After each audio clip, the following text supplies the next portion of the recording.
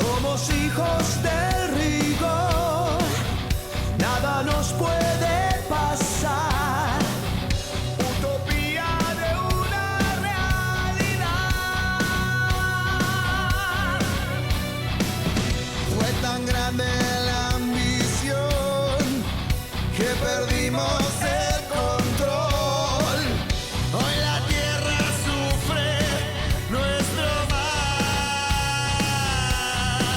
¡Ay! Desde sus entrañas lloran las montañas, la tristeza infame de la raza ingenua de un final. Hoy puedo creer, puedo sentir que ya llegó el momento y más. Pienso seguir y demostrar que en este mundo hay tiempo.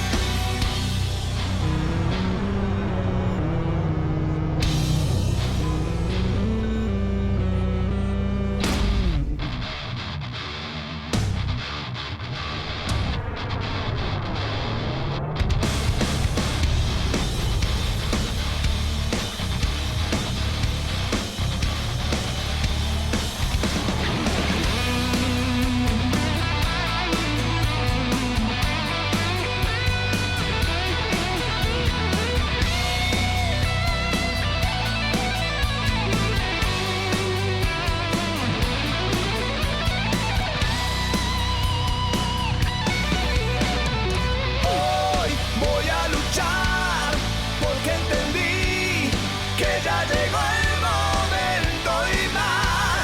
Pienso seguir para no ser cenizas en el viento.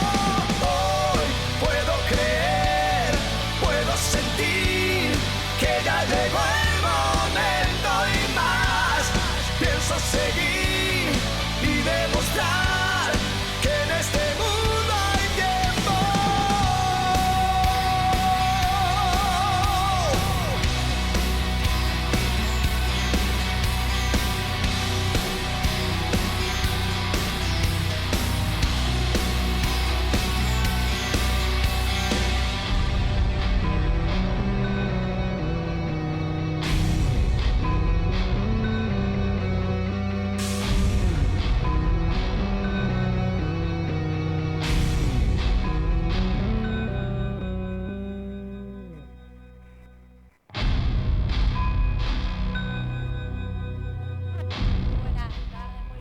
Tardes a todos, muy buenas tardes, muy buenos días, muy buenas noches. Como digo, todos los viernes, aquí desde la FM 89.5 de la Radio Municipal de General Rodríguez. Hola a todos, mi nombre es Mahue Cabral y frente mío, la belleza y que llegó a las corridas, señorita Valeria Degui. Bienvenida, Vale, gracias respira. Por ese recibimiento tan poderoso, Mahue, gracias. Respira. Hola a todos. Hermosa, Sí, bella, corriendo.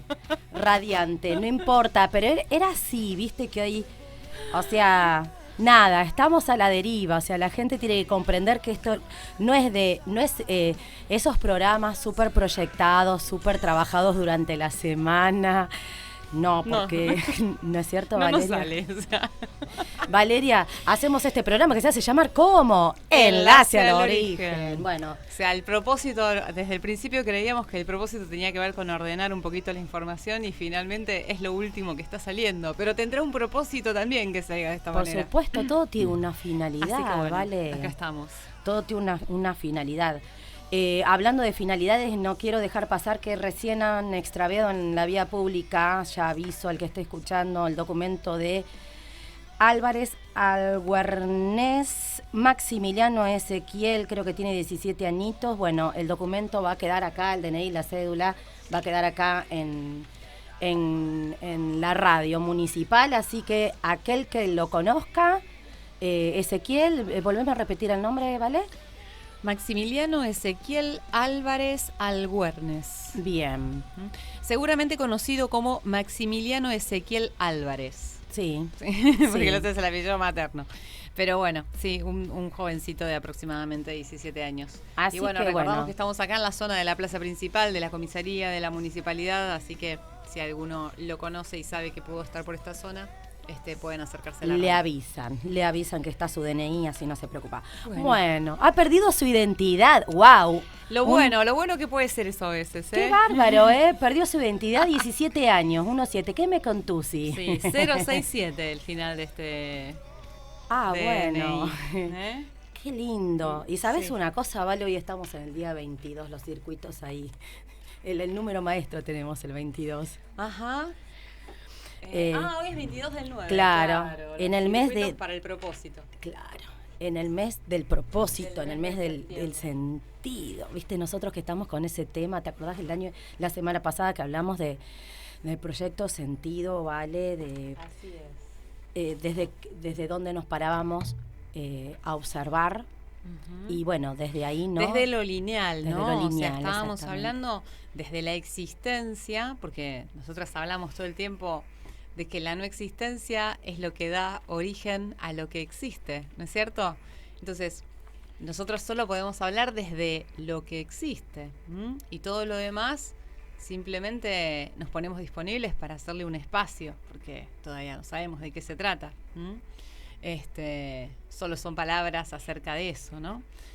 Y bueno, pero interesante que desde lo que existe empezar a comprender un poquitito la mecánica, ¿m? Para poder ir más allá. Y bueno, acá Maue se ríe porque yo abrí mi planificación del día y tengo 2 páginas completamente en blanco de la agenda que uso solamente para venir a la radio. Bueno, te cuento que no me Lo que pasa es que sorprende. en el camino me olvidé de lo que estaba buscando, pero era el otro libro que traje. No importa, porque- igual mi cuadernito con el que yo siempre anotaba todo, como organizaba el programa, digamos. Ajá. También últimamente hay 3 palabras o la fecha sola y nada, ya está. Porque bueno, yo quisiera empezar decepcionándote un poquito en Uy. relación a esta cuestión del propósito. Agárrate, Catalina.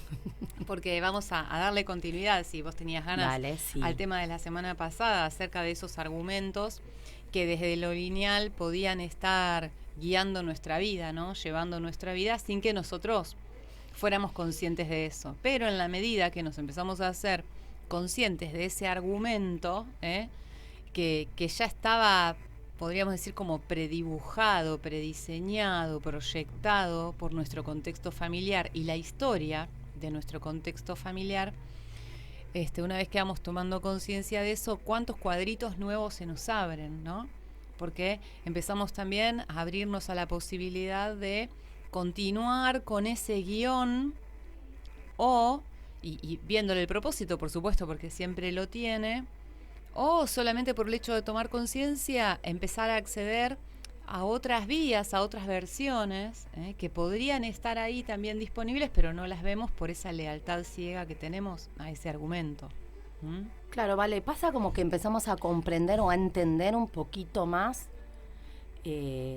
esa finalidad, ¿no? Que tenemos o cómo viene barajada, si se puede decir así, la historia de nuestra vida, ¿no? La empezamos Claro. como a comprender Siempre distinto, teniendo con presente que esta mirada, Maue, siempre va a ser parcial. Sí, O sea, el sí, propósito que nosotros sí. creamos, que vemos respecto de la situación, es parcial, completamente parcial y fragmentado.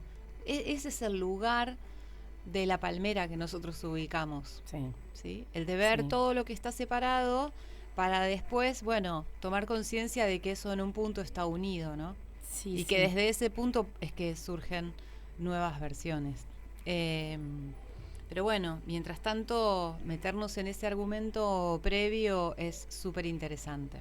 Especialmente para desvalidarlo después. Porque una vez que lo vio completo uno al capítulo, lo vio completo al argumento y vio cómo el argumento mismo está respondiendo a las preguntas por las cuales ese argumento fue creado, entonces ya no tiene propósito seguir repitiéndolo.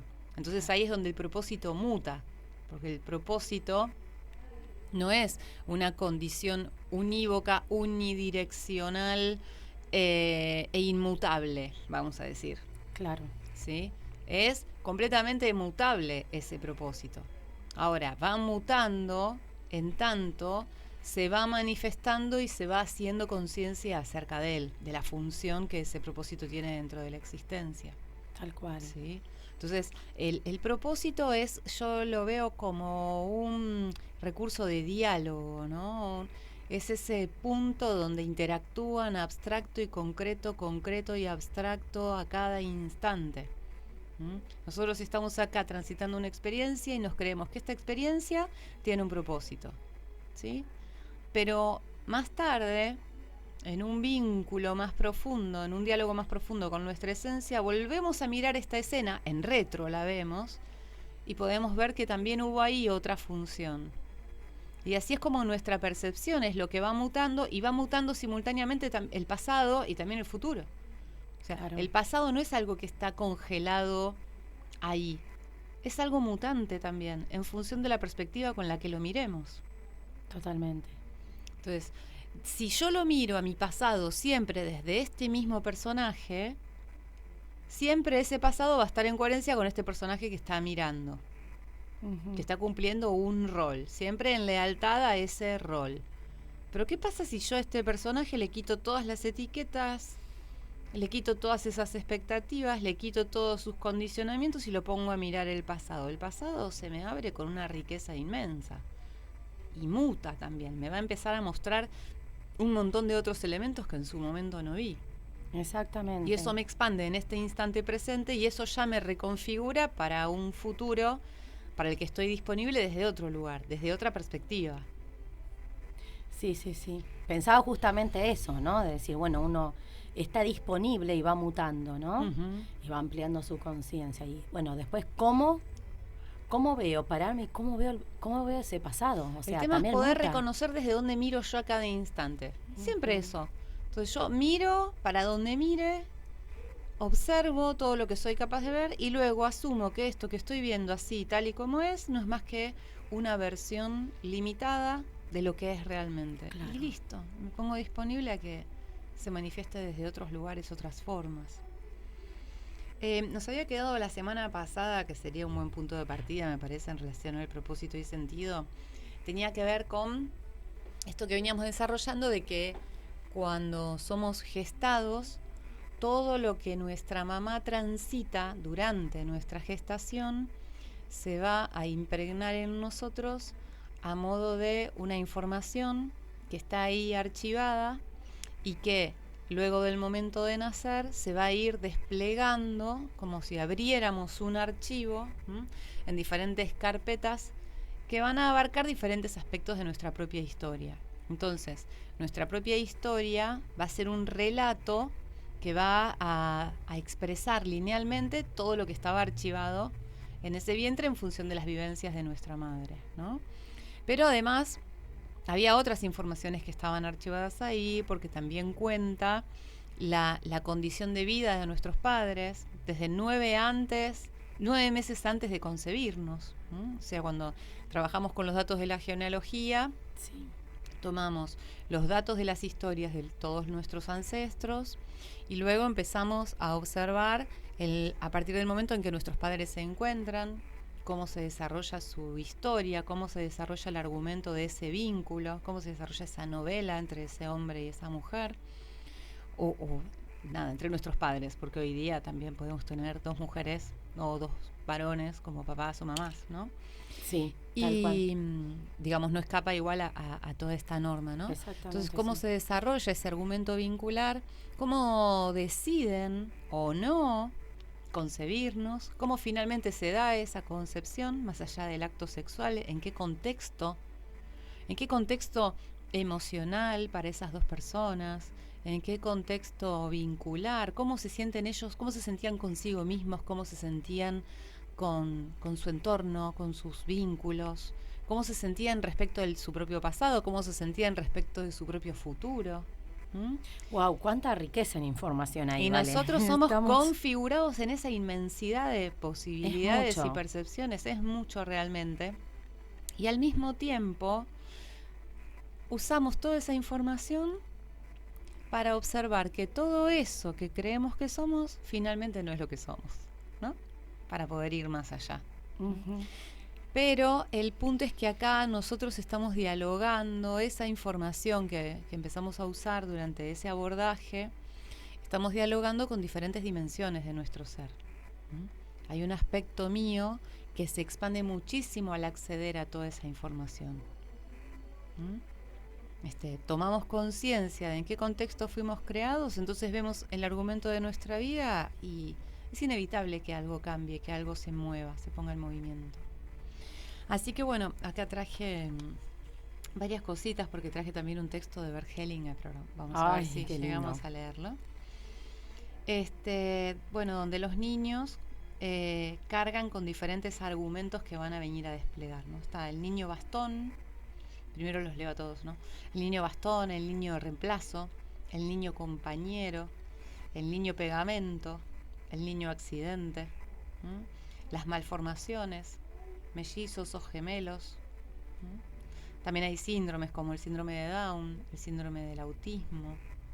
Todos esos son argumentos que los niños pueden venir a expresar de manera concreta a través de su propia historia, pero van a estar hablando de otras historias previas a sus propios nacimientos.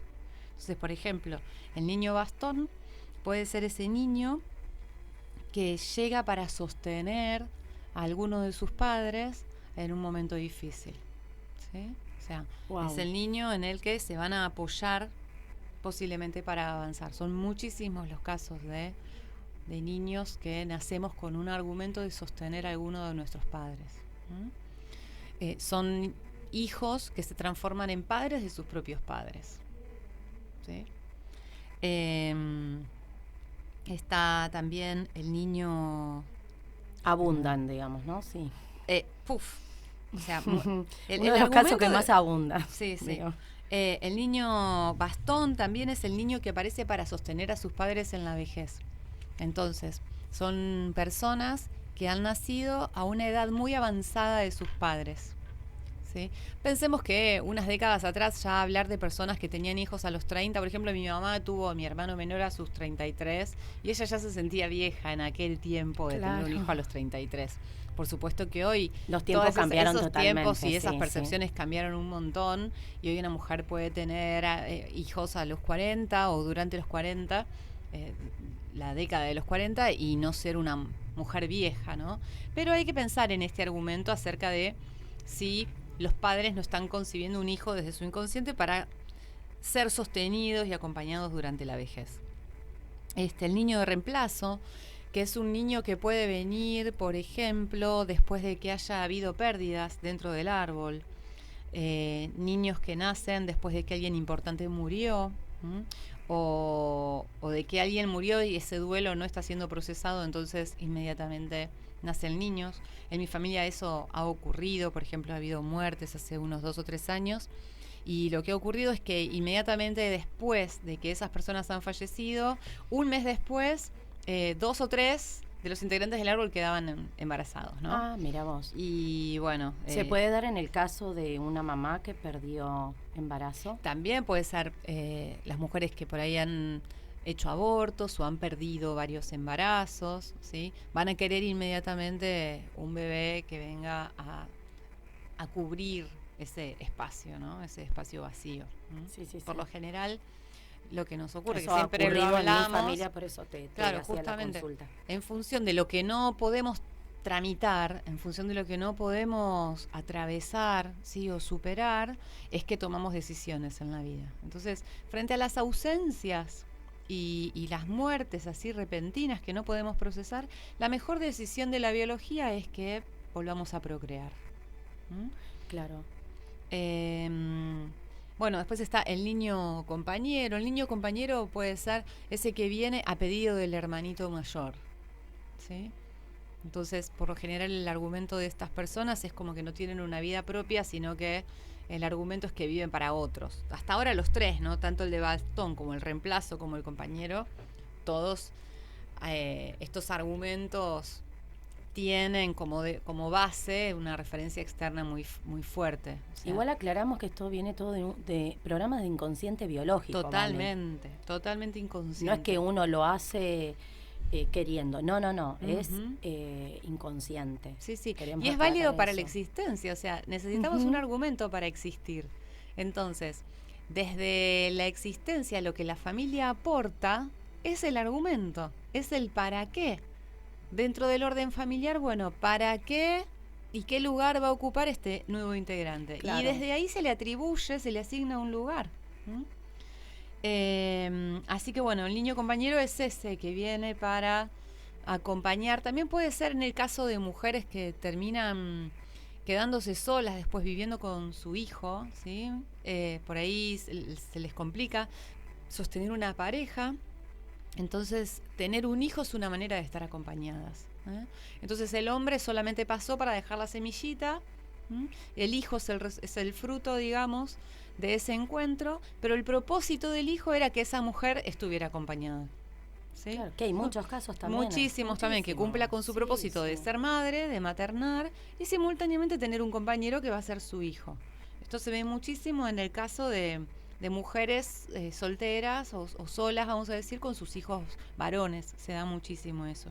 Muchas veces ese hijo no solo es un compañero, también es de reemplazo porque está sustituyendo una pareja o algún muerto, y también como bastón, ¿sí? Porque está sosteniendo a esa Sí, mamá. es súper interesante Sí. esto, ¿vale? Sí, sí. Súper Todo interesante. esto, por supuesto, no es que, a ver, Mm. no es que entonces todas las mujeres que tienen un hijo y viven solas, entonces es que tienen No, ese hijo no, para no, tenerlo no, como no. compañero. Estos son factores que se analizan dentro del ámbito terapéutico en función de la consulta de la persona, Tal del cual. conflicto de la persona o del malestar que la persona tenga, ¿sí? Por ejemplo, si una mujer llega a la consulta y dice, bueno, porque yo no puedo hacer una buena pareja, no puedo formar una buena pareja, ¿sí?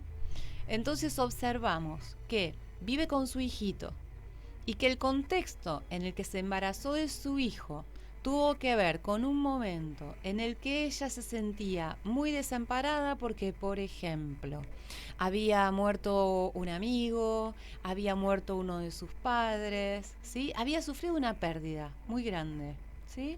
Entonces, frente a esa soledad por esa pérdida, en aquel tiempo esta mujer termina conociendo un hombre, ¿sí? Pero un hombre que pasa por su vida dejando solamente un hijo como resultado, y posterior a esa pareja y a nacer este hijo, ella vuelve a quedarse sin pareja y al día de hoy no consigue pareja. Eso es un caso típico de niño compañero, de niño que viene a sostener. Claro, ¿sí? claro, claro. No digo con esto entonces que todas las mujeres, ¿me explico? No, no, y es esto- para en estos casos ver cómo se observa, cómo se maneja, o sea, Claro. cómo se puede salir adelante con respecto a todo eso. Vale, si te Wow. parece, sí, estamos cerquita de la tanda, así que nos Sí. vamos a la tanda y luego seguimos porque el Los tema otros está argumentos, súper sí. interesante. Bueno. Todos estos tipos de proyectos sentido. En un ratito volvemos.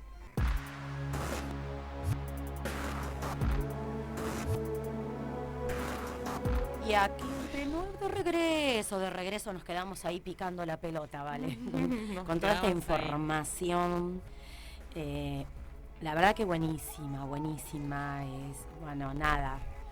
Se te empiezan a caer fichones y bueno, es fuerte. No quiero robar más tiempo, quiero seguir con todos estos, toda esta información de los tipos de proyectos sentido. Hablamos del niño bastón, el niño reemplazo. El niño compañero, El que te quiero compañero, contar un caso sí, más real. dale. Mira, de una consulta que atendí ayer, súper interesante. Y una chica que... yo soy un desastre, pero vamos a seguir uno por uno y después haceme recordar que te cuente esta historia, porque tengo miedo que no nos alcance el tiempo. Dale. ¿Sí? ¿Te parece? Bueno, el niño pegamento, que sería el niño que aparece justo en el momento en que la pareja está en una crisis y no sabe si separarse o no, si tiene futuro o no, y justo en ese No me momento digas, mirá. conciben un bebé. Bueno, muchas veces esos hijos traen como argumento el mantener unidos a sus padres, mantener esa unión, que puede estar más fuertemente arraigado en uno de los papás, en uno de los integrantes. Hay muchos casos donde dicen, no, nosotros justo estábamos por separarnos y la verdad es que yo me hubiera querido separar, pero bueno, justo quedamos embarazados de este hijo y continuamos, ¿no? Entonces, bueno, súper interesante tener presente ese argumento a la hora de tomar conciencia, a la hora de reformular nuestra historia. Súper interesante. El niño accidente, que bueno, puede ser que haya sido un niño que haya sido concebido por accidente. Entonces los papás dicen todo el tiempo, fue un accidente, no sé cómo pudo suceder, no me lo explico. Claro. ¿Sí? Y entonces el chico va a reflejar eso con diferentes instancias de accidente, como también los que son un error de cálculo, que después les va muy mal en matemáticas. A ver, las mamás que tienen hijos a los que les va mal en matemáticas, observen si cuando quedaron embarazadas de ese niño, quizás no fue un error de cálculo. A veces le erramos ahí al calendario y justo ese día traemos a alguien a la vida. Pero bueno, el niño accidente también puede ser un emergente de un colectivo ya mayor, como un emergente del estrés del grupo familiar, donde hay situaciones que no están siendo resueltas, de mucha carga, situaciones que por lo general tienen que ver o con profundas angustias o con profundos enojos. Y entonces este niño, con su forma de accidentarse, lo que va a permitir con cada accidente es que puedan drenar todo el grupo familiar esas emociones que tienen ocultas, ¿sí? Entonces, no podemos superar la angustia, pero gracias a que el nene 2x3 va a parar al hospital, todos tenemos la posibilidad de llorar, de dramatizar, de descargar toda esa angustia que tenemos acumulada. Muy típico del argumento de esta familia, todo nos ocurre a nosotros y cómo puede ser, todo el sufrimiento recae sobre nosotros, cada vez nos va peor, siempre ocurren cosas malas. Bueno, ahí lo que qué hay... Qué bárbaro, Valeria. Son situaciones de angustia, de dolor, que no están siendo procesadas, ¿sí? Adultamente, de manera inclusiva, vamos a decir. Hay un enorme rechazo hacia los conflictos y la forma en que la vida se expresa. Entonces, hay un enojo muy grande también hacia la vida. ¿Por qué nos ocurre a nosotros? ¿Por qué nos ocurre de esta manera? ¿Por qué a mí? ¿Sí? Y bueno, y este niño viene en coherencia con ese argumento, ¿sí? Hay muchas madres incluso, ¿no?, que tienen que padecer situaciones con sus hijos donde muchas madres dicen, ¿por qué? ¿Por qué me tocó a mí este hijo? ¿Por qué? Es todo lo contrario de lo que hubiera deseado, ¿no? Bueno, porque este hijo viene a expresar el inconsciente de sus papás. Todos los hijos expresamos el inconsciente de nuestros papás. Claro. Pero hay maneras de hacerlo visible, ¿no? Bueno, las malformaciones también muchas veces son compensaciones o formas de reparación por accidentes que se hayan vivenciado en la familia. Por ejemplo, un caso que yo conocí, bueno, esto no fue una malformación, pero fue un accidente, ¿sí?, donde se repara algo. O sea, el papá de la consultante, el abuelo de la consultante se suicida en un momento mientras ella era adolescente y se dispara con una escopeta, ¿sí? Bueno, más o menos 30 años después de esto, el hijo de la consultante sufre un accidente donde se amputa el dedo pulgar de la mano y el índice. Wow. ¿Sí? Entonces, bueno, cuando analizamos esa situación, porque ella no comprendía, digamos, el para qué del accidente de su hijo, podemos observar que este chico era doble directo de ese abuelo de ella. Entonces, una forma de la biología anticiparse a la posibilidad de suicidio es que este chico no tenga los dos dedos para gatillar una escopeta, ¿me explico? Claro, para que no repita el propósito. Para que no vuelva a detonar ese dolor. Para que no vuelva a detonar ese dolor, para que no vuelva a detonar una ausencia. Esa forma de dolor. Bueno, muchas veces las malformaciones pueden estar ligadas a eso, ¿sí? Otro caso con el que estoy trabajando es de una chica que tiene una afección en sus meninges que están completamente... Las meninges son como una esponja hecha de fibra, ¿sí? Es una membrana que protege y recubre al cerebro, ¿sí? Es como si fuera una amortiguación, ¿sí? Sí. Por eso esa esponjosidad. Bueno, le descubrieron hace poquito, ella nunca había tenido síntomas, pero le descubren que tenía como rigidizadas las meninges, como si fuera una goma dura. Y bueno, indagando en su historia observamos que estaba cumpliendo una función. el hecho de que sus meninges se hayan rigidizado tiene que ver con muchas situaciones de violencia que ella ha vivido durante niña. Entonces, biológicamente, sus meninges, para resistir los golpes en la cabeza, generó esta nueva capa rígida, dura, resistente, para para sobrevivir a ese tipo de circunstancias. ¿Qué ocurre ahí? Está como desactualizada esa biología, porque ¿qué pasa? Ella ya no vive hoy situaciones de violencia. Claro, ¿sí? Esto claro. fue durante su niñez. Entonces, puede que durante su niñez ya sus meninges se hayan desarrollado de ese modo y se mantuvieron a lo largo del tiempo con ese formato por las dudas, digamos, por anticiparse a cualquier eventualidad de violencia, de una situación de violencia. ¿sí? Entonces, interesante que quede claro cómo observamos los síntomas y los conflictos a la luz de un contexto que la persona vive. ¿sí? Los mellizos, los gemelos pueden ser intentos de reparaciones de parejas, de desencuentros de parejas que no han podido ser, ¿sí? Donde muchos casos he conocido, mira, de italianos, ¿sí? Donde por ahí el hombre o la mujer, para escapar de la guerra, Claro. han venido a Argentina, ¿no? Pero había Claro. condiciones para venir al país. Entonces, una de las condiciones, o había mejores ofertas, mejores posibilidades para los que venían en pareja, ¿sí? Bueno, he escuchado 2 o 3 casos que he tratado, donde tanto el hombre como la mujer en Italia estaban enamorados o estaban en pareja con alguien a quien amaban profundamente. Pero cuando eligen venir a Argentina, el amado no quiere venir a Argentina.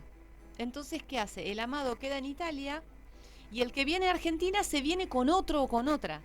¿Me explico? Claro, claro. Solo Sí, para sí. tener un mejor futuro. Es decir, apuesta al futuro con una nueva pareja que lo acompañe para escapar del país, pero dejando en su tierra a su familia, a sus seres amados y aparte de la persona a la que aman como pareja también.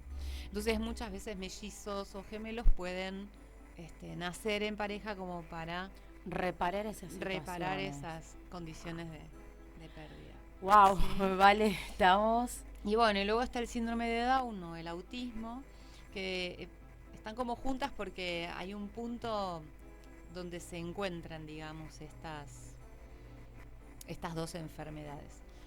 Por lo pronto vamos a decir algo más bien abstracto, ¿no? Los chicos que tienen síndrome de Down tienen como un apego muy grande hacia la vida. Tienen como un apego, un amor muy grande hacia lo que es existir. Entonces, tienen una necesidad incluso muy profunda de vincularse. ¿sí? Ellos nacen y desde esos ojitos es como que esperan encontrarse y generar vínculo, ¿ves? Muy conectado esto con la función de la Tierra, ¿no? O sea, el vínculo.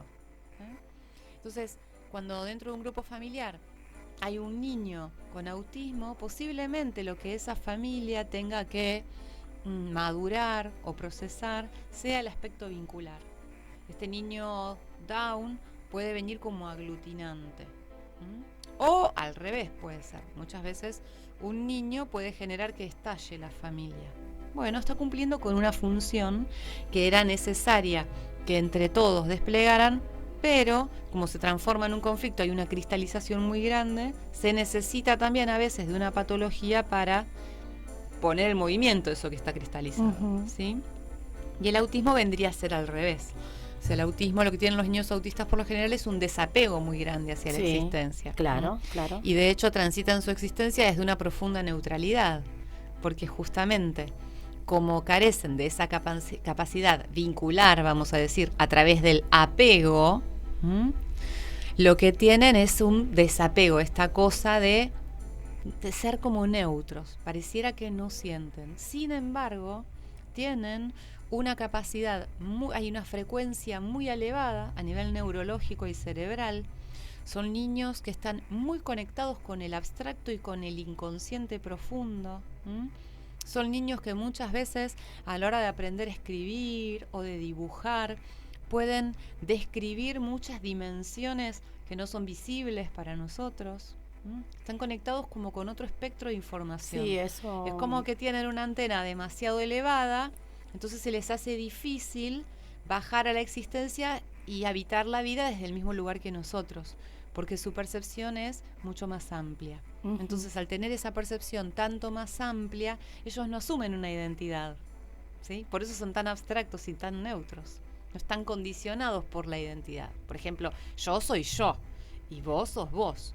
¿Y cuántas veces defendemos este parámetro de existencia, ¿no es cierto? Como yo lo veo, como vos lo ves, ¿no?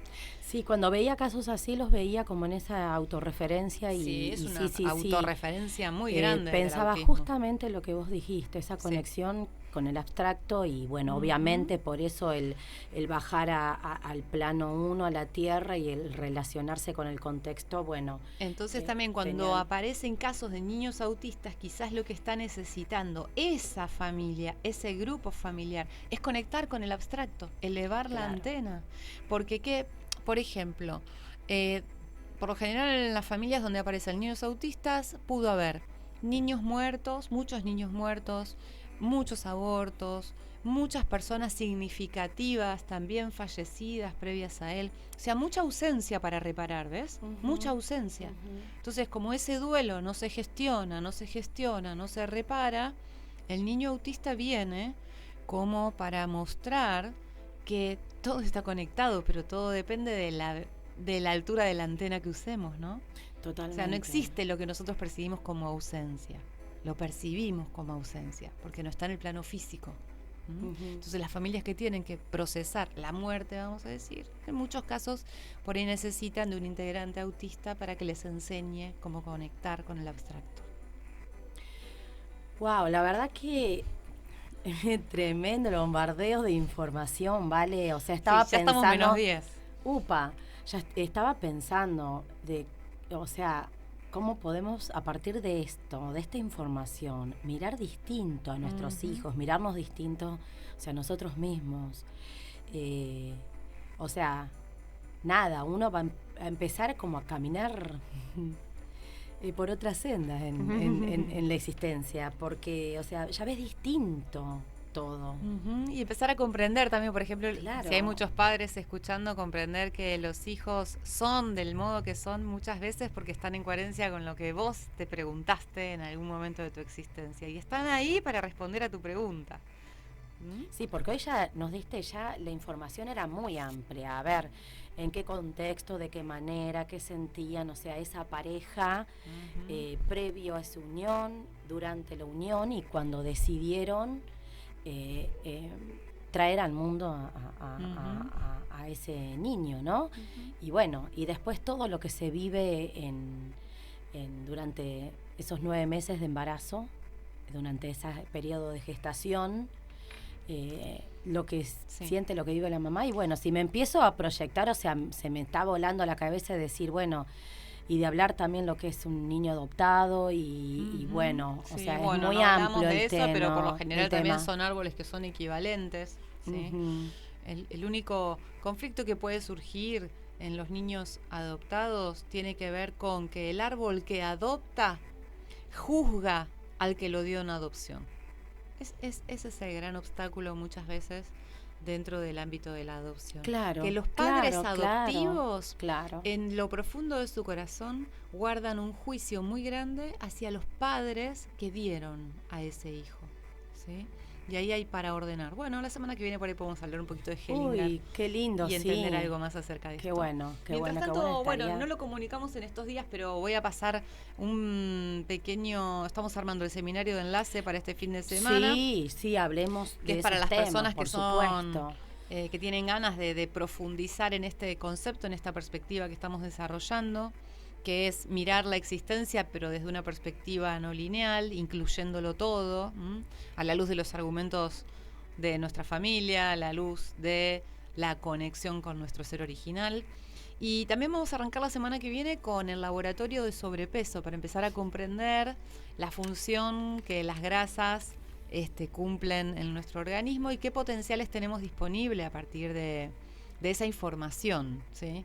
Porque las grasas son un gran cúmulo de información que, bueno, no estamos asumiendo por nosotros mismos, no estamos poniendo en movimiento, no estamos reconociendo como una posibilidad que está lista ahí para ser utilizada y entonces la guardamos a modo de adiposidad, ¿sí? Wow. Es como tener un Wow. ahorro sin saber que teníamos un ahorro, ¿no? Tenemos un ahorro ahí de energía muy grande.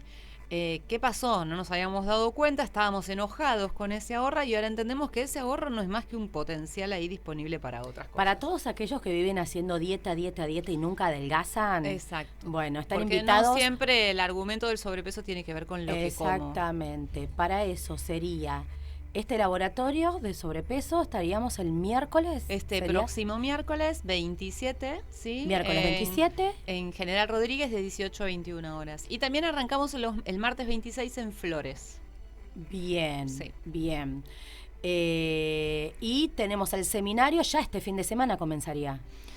Sábado y domingo de este fin de semana y va a haber unos próximos en octubre también, ¿sí? Para los que quieran se pueden comunicar, me pueden buscar en Facebook, Eso te iba a Valeria de Guis, o pueden también escribir a mi mail que es valerie.deguis@gmail.com, ¿sí?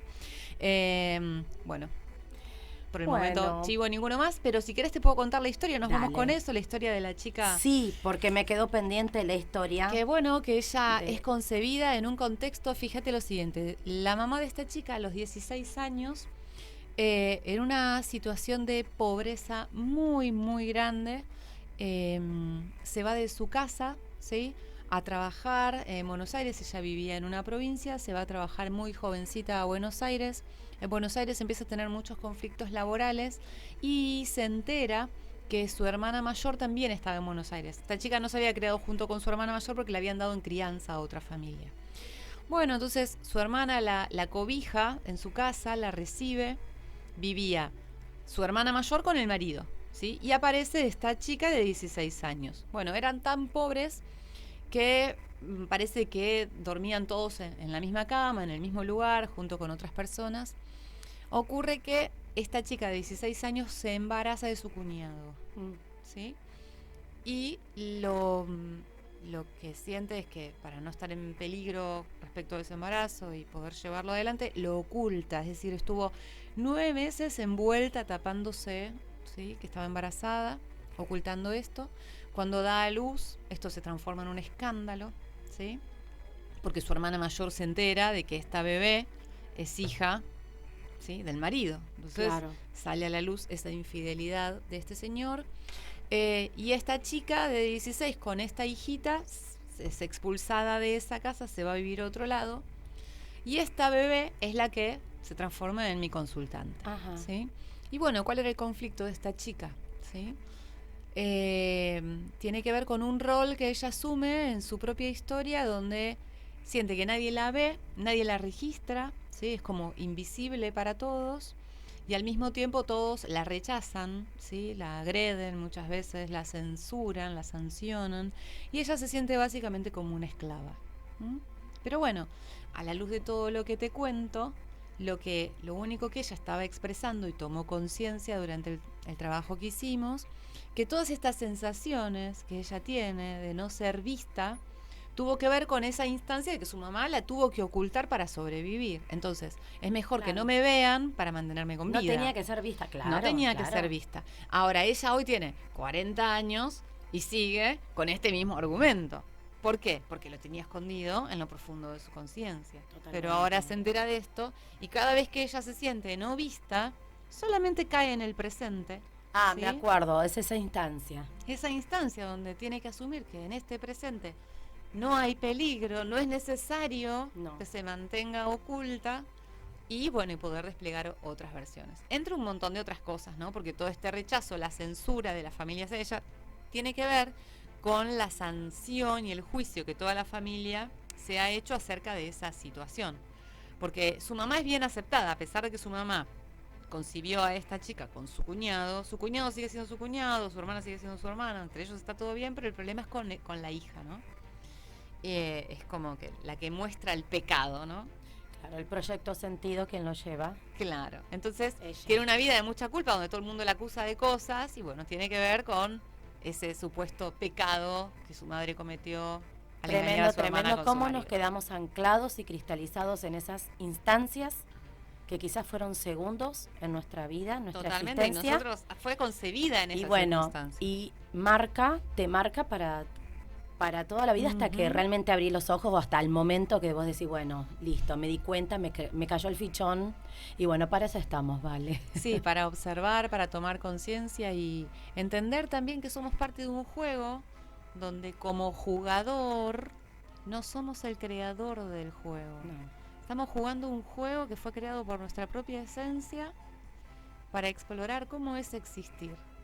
Así que solo se trata de existir con todos sus matices, siendo plenamente honestos.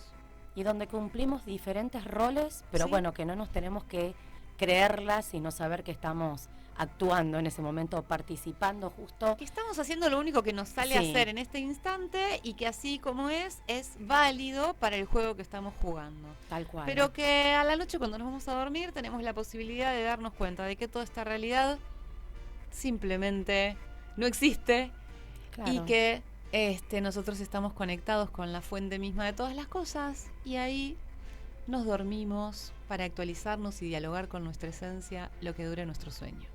Porque quizás en el tablero nos toque un día ser caballito, otro día alfil, otro día reina, pero otro día peón. Claro, y eso es lo maravilloso, ¿no? Y nada, a la noche soltamos todos porque no somos nada o somos nada, somos vacío. Ajá. Sí. Y cuando Y yo soltar, asumo el es verdad. juego tal y como es, solo ahí el juego cambia. Tal cual. ¿Sí? Bueno, qué Bueno. lindas palabras. Ay, maravilloso. Hoy, cuánta info, bueno, circula por... Era bien 22, cuánta info. Mucho circuito, Sí, mucho mucho circuito. circuito Bueno. tremendo. Bueno, nos despedimos hasta el viernes. Gracias, Claudita, por estar ahí siempre haciéndonos el aguante del otro lado del vidrio, del espejo. Gracias, Claudita. Bueno, nos despedimos a todos. Buena semana. Buena semana. Hasta el próximo viernes, 14 horas. Nos encontramos aquí.